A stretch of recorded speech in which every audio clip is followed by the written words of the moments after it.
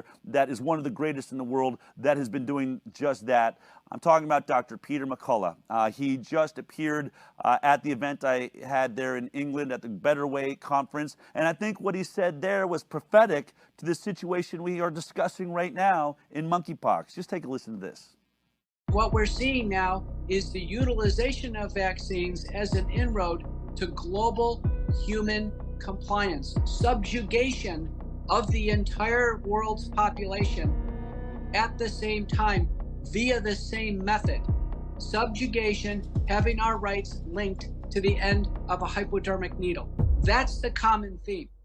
That was Dr. Peter McCullough just moments ago at the same conference I was at in the UK in Bath, England. Obviously, I'm just excited to have Dr. Peter McCullough just moments after that to talk about the monkeypox. So, Peter, you know, my first question for you is, as soon as you saw this monkeypox thing, I know what was running through my head. I mean, for me, it was just like, oh, come on. But what was your thought when you saw this headline starting to sweep the world, really? It's here we go again. That was the first thing I remarked on. But, you know, quickly as a doctor, I do have to be prepared. And, you know, brief review, monkeypox is in the orthopox virus family, double-stranded DNA virus. There's cowpox, smallpox, camelpox, and monkeypox. It's a pustular rash, basically. It's transmitted through the pustules, the blisters on the skin, and through the saliva, close facial contact, kissing, sexual contact. It was discovered in 1958, first human case in the 1970s, U.S. outbreak in 2003, when prairie dogs as pets were mixed with giant pouch rats from Africa, the Congo Basin.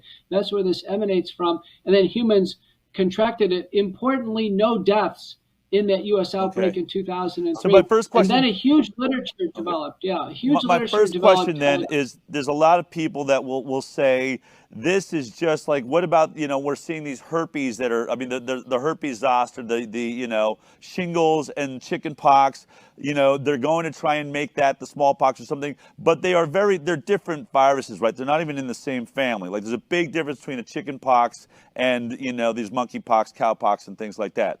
Correct?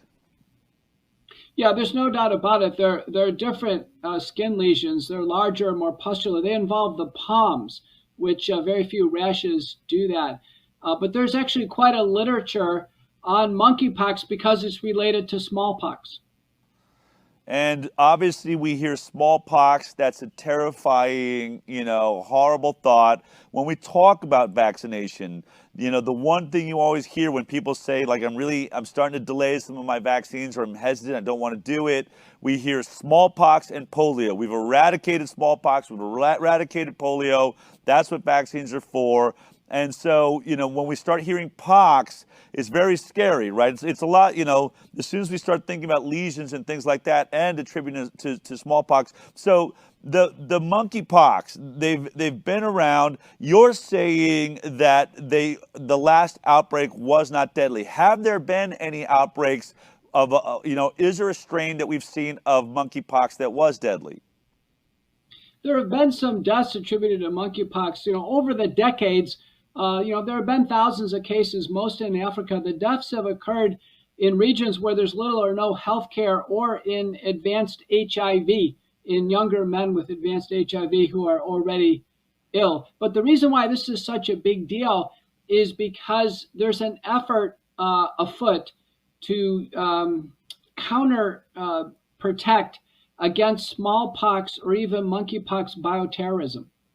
Right. We have, you know, this idea that we're already hearing, right? We're already hearing that they're going to order vaccines and things like that. But before we get into it, I just want to really understand this virus. You're saying it's not deadly. How contagious is it? Because my understanding is monkeypox is very hard to transmit, yet we're seeing, you know, multiple countries, and not even countries that share borders. This thing just sort of all of a sudden starts appearing around the world. There's something suspicious about that, or am I just missing something?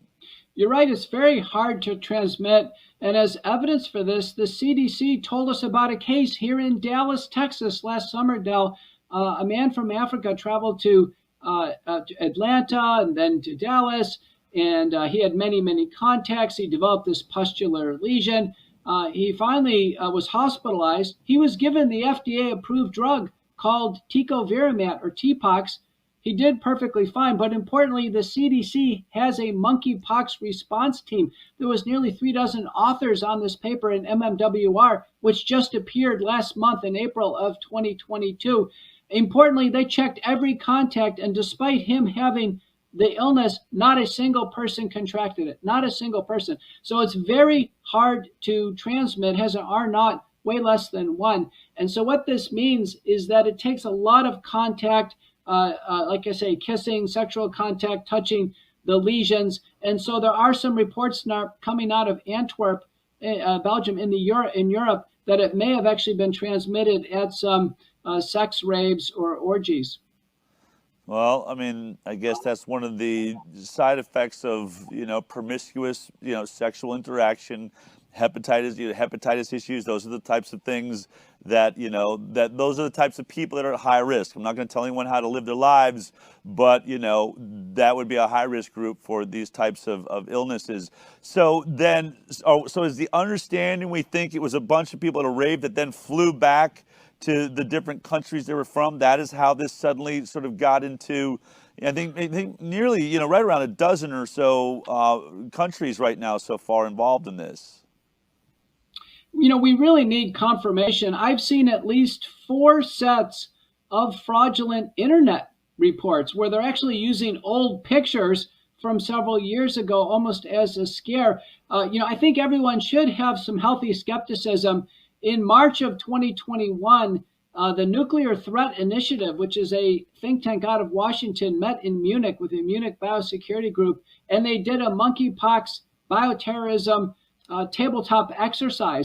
This is the timeline in the report from NTI, and the release date of the monkeypox outbreak is scheduled in May of 2022. Almost, according to the schedule of when we started to see the monkeypox cases being reported. Wait a minute, another sort of Event 201 type scenario where they were gaming out a potential biological threat or release that could sweep the world, and their scenario starts a year later in May of 2022. I'm starting to wonder, are these people psychic? Do they know something we don't know? Or are we somehow, is this like the ultimate proof that what you fear you draw upon you? But it is really bizarre, that timing. And so when they ran this scenario, what was the results? What kind of numbers were they looking at when they went sort of worst case scenario with monkeypox? They had conceived of a scenario where the monkeypox would not be responsive to a vaccine. And there would be many millions who actually die of monkeypox. The numbers were extraordinary that they cooked up. But I can tell you, the release date of May 15th, that's just a week before the WHO meeting on the global treaties for pandemic response, and right just before the Davos meeting for the World Economic Forum. The timing of this would make anyone naturally suspicious. Right. It's